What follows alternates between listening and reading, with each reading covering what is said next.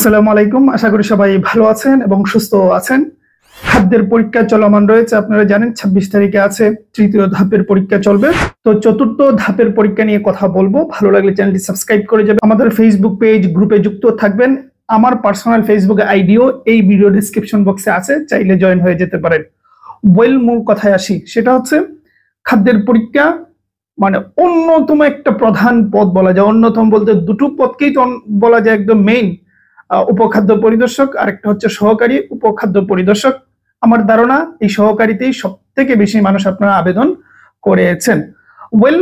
তো এই সহকারী উপখাদ্য পরিদর্শকের পরীক্ষা হতে যাচ্ছে, এটা আমি সম্ভাব্য বলতেছি, যেহেতু অফিসিয়ালি নোটিশ আসে নাই সেহেতু শতভাগ তো বলতে পারবো না, আপনারা বিশ্বাসও করবেন না। তবে এইটুকু, যেহেতু এর আগে আমি অনেক কথা বলছি, বেশিরভাগই আপনারা সত্যতা পেয়েছেন, কখনো মিস হয়েছে এবং হবে, এটাই স্বাভাবিক, হবেও। কিন্তু তারপরেও আপনাদেরকে কিছুটা আশ্বস্ত করতে পারি, এই সহকারী পরীক্ষা হতে যাচ্ছে আগামী অক্টোবরের 15 তারিখের আশেপাশে। 15 তারিখের এক দুদিন এদিক ওদিক হতে পারে, মানে বন্ধের দিন। তো সবকিছু মিলে মানে মাঝামাঝি, অক্টোবরের মাঝামাঝি পরীক্ষা হতে যাচ্ছে সহকারী উপখাদ্য পরিদর্শকের। এক কথায় আপনি ধরে রাখতে পারেন, এই যে তৃতীয় ধাপের পরীক্ষা চলতেছে, এর পরের যে ধাপের পরীক্ষা হবে সেটা হবে সহকারী উপখাদ্য পরিদর্শক। সবশেষ মানে একদম শেষের দিকে হবে উপখাদ্য পরিদর্শক।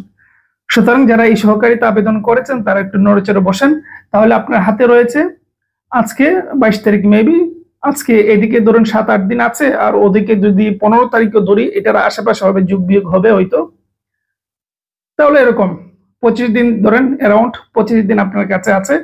শেষ সময়টা মানে তুলোধুনো করুন, পড়াশোনা মডেল টেস্ট সহ যা যা পড়ার দরকার শেষ সময়টা কাজে লাগান। এরকম আগামী অক্টোবরের 15 তারিখের আশেপাশে ইনশাল্লাহ পেতে যাচ্ছেন ডেট। ঠিক আছে, এইটাই আশ্বস্ত করলাম। ভালো থাকবেন, সুস্থ থাকবেন।